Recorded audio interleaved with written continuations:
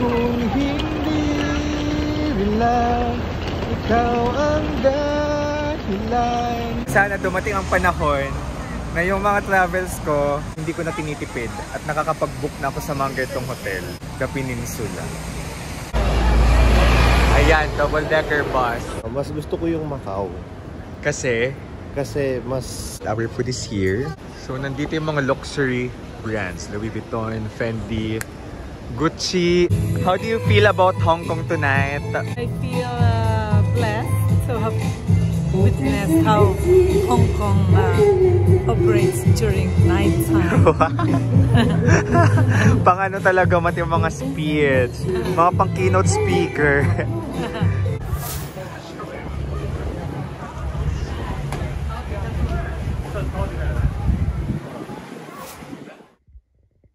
Hello guys! Hello, kumusta kayong lahat? This is Dave, the Kuripa Traveler. And nandito tayo ngayon sa Hong Kong.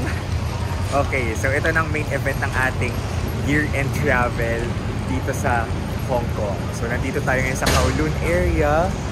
And dito tayo mag-i-stay. So pupuntahan muna natin yung accommodation natin. So I cannot wait to explore this bustling city of Hong Kong, this modern city of Hong Kong. And tawag dito guys, i-comment ko din sa baba yung link ng hotel namin na, guest house na pwede ninyong mabook. Okay, pati yung mga activities sa Klook, pwede ninyong mabook. Yung promo code ko na pwede ninyong magamit sa Klook, Dave Gino, para maka-discount kayo. It's really bustling. Kung hindi rin lang ikaw ang dahilan. First impression, kuya.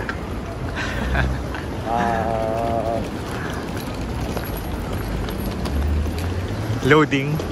The Apple Store agad yung na-observe mo eh. High ceiling Apple Store. Ano? Oh. Malayo sa Pilipinas. Malayo sa Pilipinas? Ah, yung location or yung... yung feels. Parang... Met my expectation. Met your expectation, Hong Kong. So it's a good thing.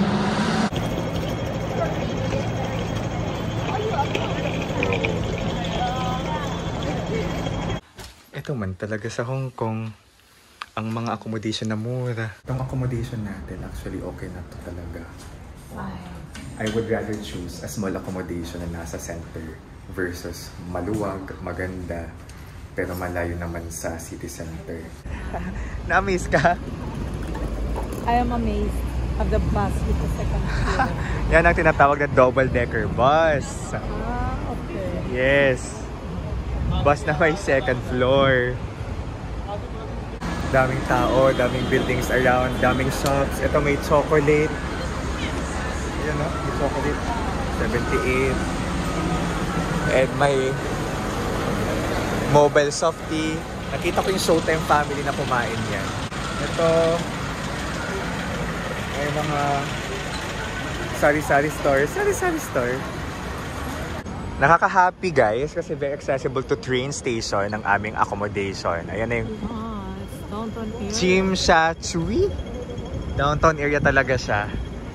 Ngayon, nilakad natin papuntang, I think that's the Symphony of Lights. Hindi ko sure ha. Sa may Avenue of Stars. 8 PM kasi yun eh. Sana, alam nyo guys, pinapangarap ko na sana dumating ang panahon na yung mga travels ko, yung mga hotel ko, hindi ko na tinitipid at nakakapag-book na ako sa mga ganitong hotel. The Peninsula. Hi! We are in Hong Kong. My hello, love, goodbye, heart. My Chungking. Uy, let's go ma! Oh.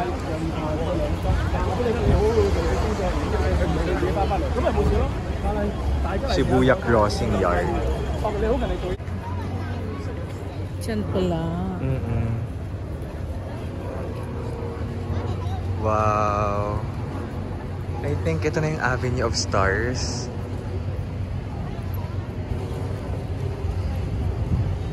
Okay. Grabe yung nag-uumapaw na skyscrapers dito. Tapos very very creative yung mga buildings. Ganda. So saan kayang malapit na kainan dito? Kaya wow.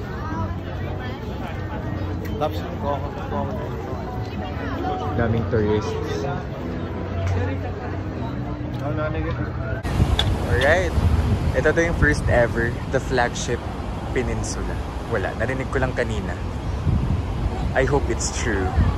Pero ganda. Ayan, double-decker bus. So nandito talaga sa Kowloon area, specifically near Avenue of Stars, yung mga mamahaling hotel na di natin afford for now. Okay, it's 8:35. Yeah, gutom na ako. Dito na lang. Okay, let's go.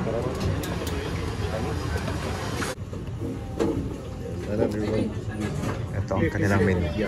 Mga noodles. Okay.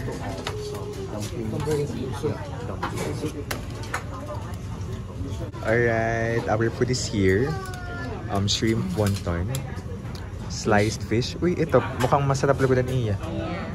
And ito ate beef. Parang noodles lang. Noodles. Tapos this vegetable dumpling. Parang ano lang, noodles na tayo. Pancit canton. Okay, that's it guys. Marang. Here's of choy. Kaya di kita Hong Kong yan na nakaunin. Iti ba yan na waray kinakaon? Pero ako yan na, di nakakaon. But that's right. Kung iba walang kinakain, tapos ako ngayon. Hindi, niyak pala ako kasi ang hang. Oh my god, ang hang. 7-Eleven naman tayo now at bumili ng water. So 850 Hong Kong dollars each. Baga peso. And then meron pa dito. May Yakult, etc. Pesos, yung tubig na napulot natin ay ano siya? Ay, gusto ko na lang chocolate. 6 lao, 650. Oh, sige. Ay, water na lang. Kasi matamis, nagdag sugar. Wow. So, 60 pesos ang water dito. So, suggested, magdala na kayo ng tumbler anywhere you go para at least makatipid kayo. Buko, $48. Mas gusto ko yung Macau. Kasi mas feel mo ang Macau. oh, Authentic, distinct. tapos maraming public CR. Hada public CR. Maraming public CR. How about Saka you? tahimik. Daming trash Bins at tahimik. Mas gusto mong tahimik. Ikaw ate, mas gusto mong tahimik. Different from me. Ay, shucks. You want? One bot? Pwede. Ako gusto ko ng city like this. Nabubuhay ako guys. So this is the subway. Exit lang tayo kasi walang pedestrian crossing sa taas. Dapat bumaba sa subway. Yeah. So, are you excited to ride the subway? Yeah. First time to experience subway. Yes. So nandito yung mga luxury brands. Louis Vuitton, Fendi, Gucci. Okay, so ito yung spot kung saan nagpipicture yung mga kakilala nating nag-go Hong Kong. The obligatory photos sa part na to. Okay.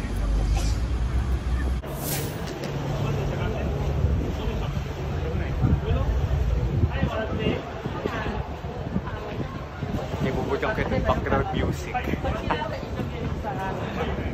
Wow.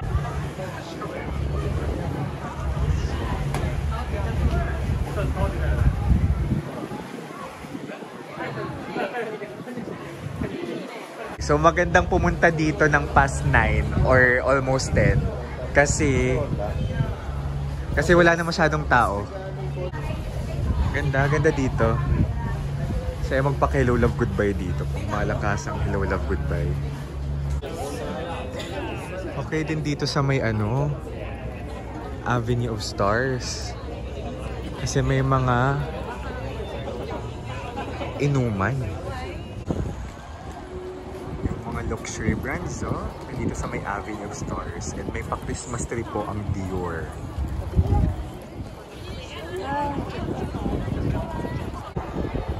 Ang ganda naman yan. Yung installation. Sabi ni Kuya, yun daw yung guwada.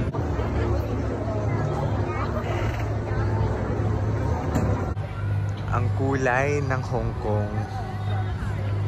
And kita natin si Bruce Lee dito sa Avenue of Stars.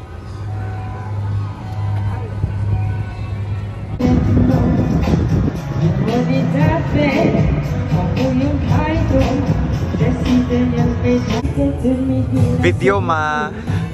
Wala, video lang. How do you feel about Hong Kong tonight?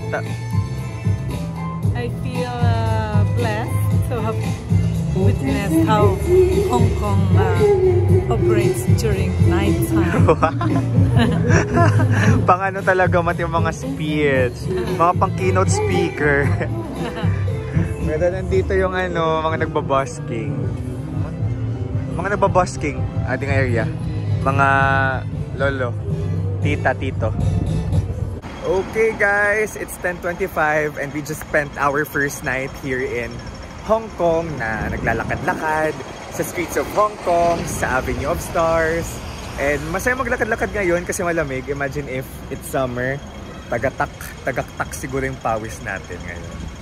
So, thank you so much guys for watching this vlog and sana happy ang inyong holidays. Happy holidays sa inyong lahat. Mag-New Year na. And sana sa 2024 malating natin yung mga gusto nating destination with our friends, with our family, loved ones. And kung kayo mag-Hong Kong, you can book. May eSIM na ginagamit ngayon, i-comment ko sa baba. Tapos yung hotel, kung nasaan kami ngayon, super nice ang location. Pauwi na kami at walking distance lang galing sa mga pinuntahan nating spots here in Hong Kong. So thank you so much guys. Bye bye.